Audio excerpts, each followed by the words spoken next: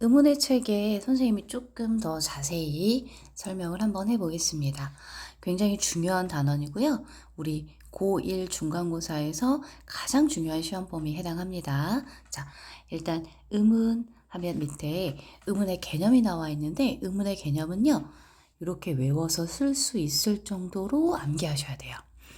말의 뜻을 구별해주는 소리의 가장 작은 단위. 그래서 의문은 소리의 단위에 해당합니다. 자, 그러면 의문이 소리의 단위라는 건 무슨 뜻이고 말의 뜻을 구별한다는 건 무슨 뜻인가 선생님이 설명해 볼게요. 자, 일단 물이라는 글자를 한번 써볼게요.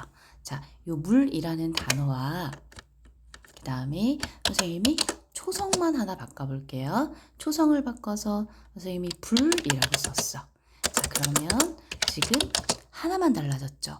초성의 미음이 비읍으로 바뀌었습니다. 그 다음에 또 물이라는 글자와 그 다음에 받침만 하나 바꿔볼게요. 문이라는 글자를 썼어. 소리도 달라지고 뜻도 달라졌죠. 이렇게 자음 또는 모음 또는 소리 뭐가 하나만 달라져도 뜻이 달라지는 경우 우리가 이걸 의문이라고 부릅니다. 자, 그래서 의문의 종류는요, 어떤 게 있냐면 이렇게 자음 하나 달라지는 경우, 그 다음에 모음 하나 달라지는 경우, 모음도 하나 써볼게요, 선생님이. 물이라는 글자가 있고, 그 다음에 모음을 하나 바꿔서 말이라는 글자가 있으면 우와 아만 바뀌었는데 소리도 달라지고 뜻도 달라졌죠. 이게 바로 의문입니다. 그러면 의문의 종류로 들어가 볼게요. 의문의 종류는 방금 선생님이 이야기한 것처럼 이렇게 경계를 나눌 수 있는, 그러니까 자음과 모음입니다. 경계를 나눌 수 있다는 게 무슨 뜻이냐면 형태가 있다라고 생각하시면 돼요. 이렇게 딱 눈으로 확인이 가능한 형태가 있는 의문에는 자음과 모음이 있고요. 그 다음에 딱 경계를 나눌 수 없는 의문, 소리의 길이 같은 의문이 있습니다. 자, 이 의문을 분절 의문과 비분절 의문이라고 나눕니다. 우리의 시험 범위는 둘 다 해당이 되는데요.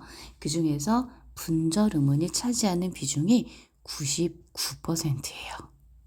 나머지 비분절 의문은 학교나 선생님에 따라서 출제되는 경우도 있는데 잘 출제되진 않아요. 왜냐하면 일상에서 구별이 잘 안 되기 때문에. 예를 들어 중학교 때 배웠는데 이렇게 달리는 말과 사람이 하는 말을 조금 더 길게 발음합니다. 그런데 일상에서는 잘 구별이 안 되죠. 자, 그래서 확연하게 구별이 가능한 자음과 모음을 위주로 문제에 출제를 합니다. 자, 그러면 하나의 용어를 알고 갑시다. 오늘 선생님이 처음에 이렇게 자음 하나 바꾸고 모음 하나 바꿨던 바로 이런 친구들, 요런 친구들을 쌍을 이룬다 최소 대립쌍이라고 합니다. 여기 나와 있는 말들은 수업 이후에 복습할 때 한번 읽어보세요.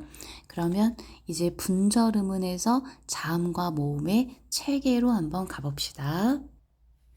우선 자음부터 한번 가볼게요. 자음은요, 기역, 니은, 디귿, 리을 이렇게 알고 있는데 그 기역, 니은, 디귿, 리을이라고 하는 자음은 어떻게 만들어지고 어떤 체계를 가지고 있나라고 하면 바로 공기의 흐름이 발음기관의 방해를 받아서 만들어집니다. 자, 공기의 흐름이 발음기관의 방해를 받는다라고 하는 건 이렇게 선생님이 그림을 좀 그려볼게요. 그림을 그리면 우리의 발음기관이 이렇게 생겼어요. 옆모습을 그려볼게요. 이렇게 생겼다고 할 때 윗니, 입천장, 혀, 여기부터 목구멍이라고 해봅시다. 그러면 공기가 이렇게 몸 안으로 들어갔다가 입 밖으로 빠져나오면서 발음기관의 여러 곳에서 이 방해를 받게 되는데 방해라고 하는 건 뭐냐면 발음기관이 부딪히거나 좁아지면서 공기의 흐름이 달라지는 걸 얘기합니다. 그러면 이렇게 발음기관의 방해라고 하는 것은 결국은 발음기관의 위치에 해당하는데요. 그게 바로 조음 위치입니다. 소리를 내는 위치, 즉 입술이 닫혔다 열리는 소리, 그 다음에 혀끝이 윗잇몸에 닿았다가 떨어졌을 때 나는 소리, 그 다음에 혓바닥이 센 입천장에 부딪혔다가 열리는 소리, 여린 입천장에 부딪혔다가 열리는 소리, 목구멍이 좁아졌다가 열리는 소리.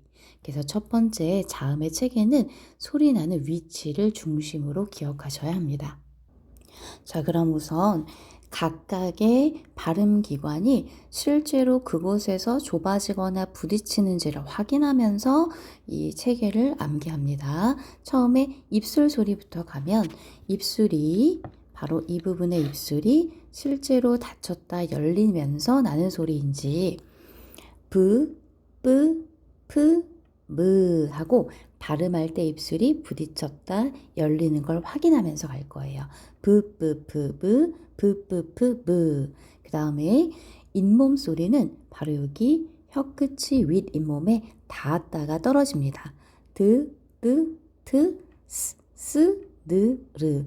드, 뜨, 트, 스, 스, 느, 르. 드, 뜨, 트, 스, 스, 느, 르. 이렇게 발음을 해보셔야 됩니다.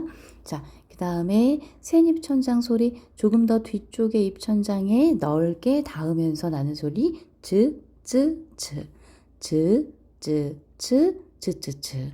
그 다음에 여린 입천장은 여기 침이 이렇게 넘어갈 때 느껴지는 부분 그, 끄, 크, 으, 으. 마지막에 흐 하는 건 바로 여기 목청이 좁아지면서 열리면서 나는 소리예요.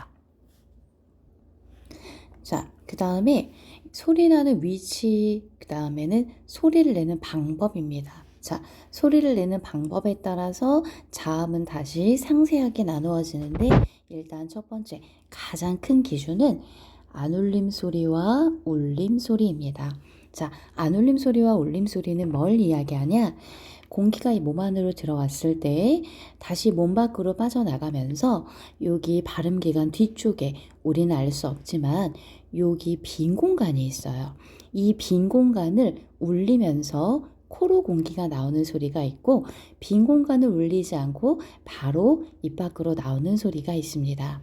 안울림 소리는 바로 이렇게 뒤 공간을 거치지 않고 그냥 바로 입 밖으로 나오는 소리. 그 다음에 울림 소리는 이렇게 코 뒤에 빈 공간을 울리는 비음과 그 다음에 코 뒤에 있는 공간을 울리진 않지만 입 밖으로 나오면서 공기가 흘러가면서 나는 소리 유음 이렇게 나눌 수 있습니다. 울림 소리의 비음과 유음은 콧소리부터 확인이 가능한데요. 이렇게 미음, 니은, 이응 같은 소리는 소리를 낼 때 코를 손으로 한번 막고 그 다음에 무, 느, 으 하고 발음하면 손끝이 울려요.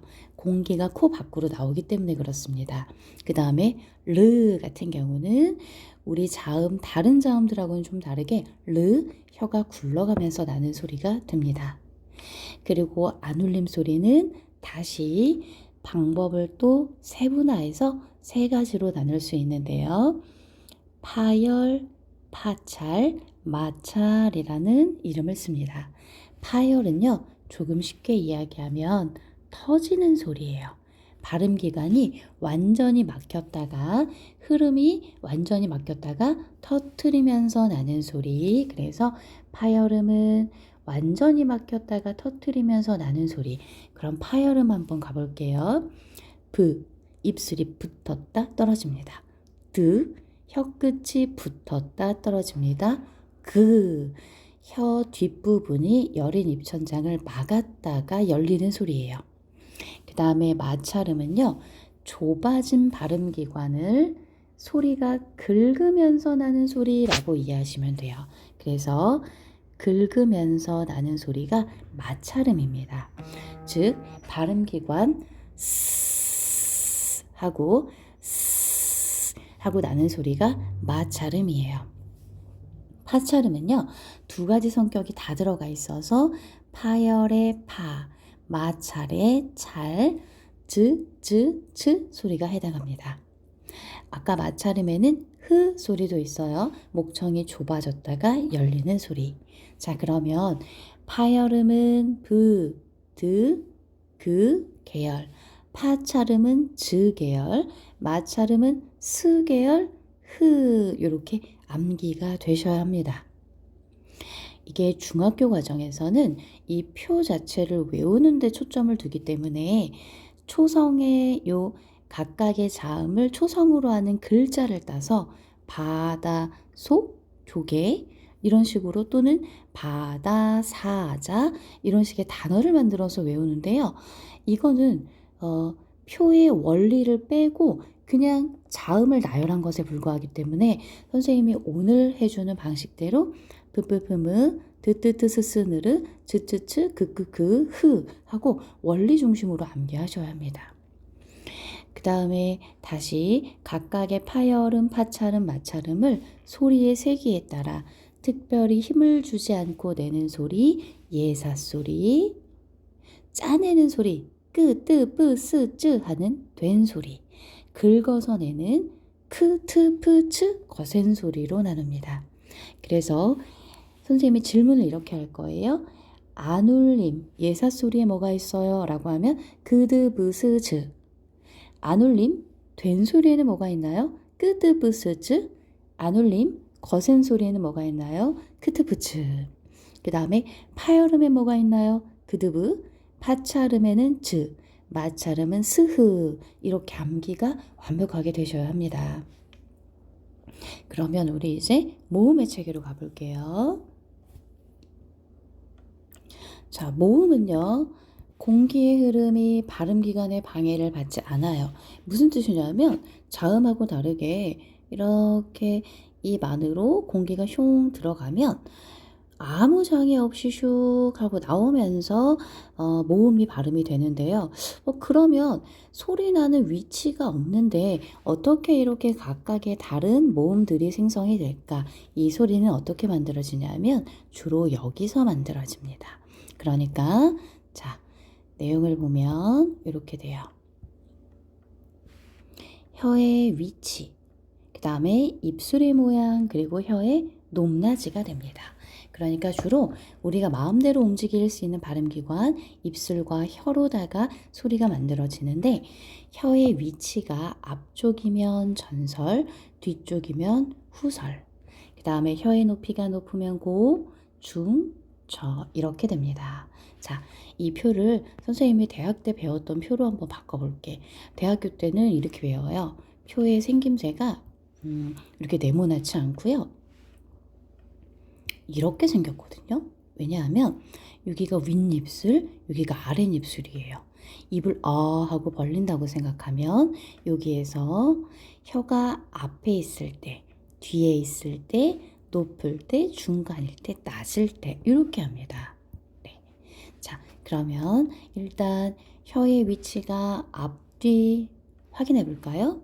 이, 으, 이, 으, 이, 으, 이, 으. 혀가 뒤쪽으로 당겨집니다. 에, 어, 혀가 뒤쪽으로 당겨져요. 실제로 발음을 하면서 혀의 위치를 한번 가늠해 보세요. 그 다음에 고중저는 이렇게 됩니다. 혀의 높이가 고, 중, 저, 이, 에,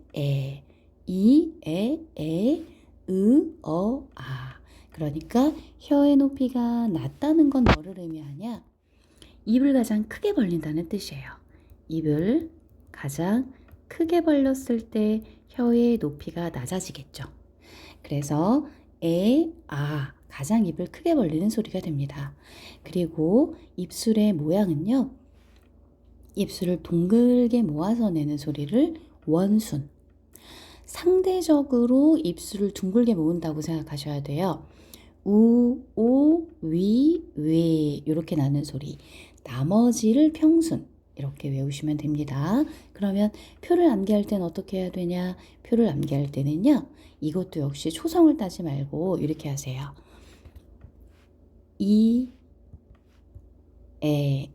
위, 웨, 으, 아, 우, 오. 지금 선생님이 발음한 이, 위, 웨, 으, 아, 우, 오. 이렇게 발음을 하셔서 위치와 그 다음에 입술의 모양을 가지고 암기를 하시고 선생님이 질문을 할 때 전설모음이면서 중모음이면서 평순모음인 건 뭐지? 그러면 에요. 후설모음이면서 원순모음이면서 중모음인 건 뭐예요? 오요. 자, 요렇게 대답이 나올 수 있게 표가 암기가 되셔야 합니다. 그 다음에 지금 우리가 배우고 있는 이 친구들은 단모음이라고 해요. 발음할 때 입술의 모양이나 혀의 위치가 변하지 않고 고정된다는 건 이, 길게 발음해도 처음 발음했을 때 입술이나 혀의 모양이 끝까지 지속되는 모음이에요. 그런데 발음할 때 입술의 모양이나 혀의 위치가 움직이는 모음은 이중모음이라고 합니다. 자, 이중모음은요, 단모음과는 달리 발음할 때 모양이 바뀌는데 이런 친구들이 있어요. 이 친구들은 어떻게 암기하냐? 바로 반모음이라는 개념으로 암기합니다. 우리가 중등 과정에서도 모음의, 자모음의 체계를 배우는데요. 지금 제일 중요한 건 뭐냐 하면 반모음이라는 개념이 고등 과정에서 처음 들어온다는 거예요. 그래서 시험 범위에서도 가장 중요한 건 바로 이 반모음이라는 개념이 될 겁니다. 자, 반모음은 뭐냐면 이중모음이요. 모음을 발음할 때 입술이나 혀의 위치가 달라진다 했잖아요. 자, 이중모음은 이렇게 되어 있습니다.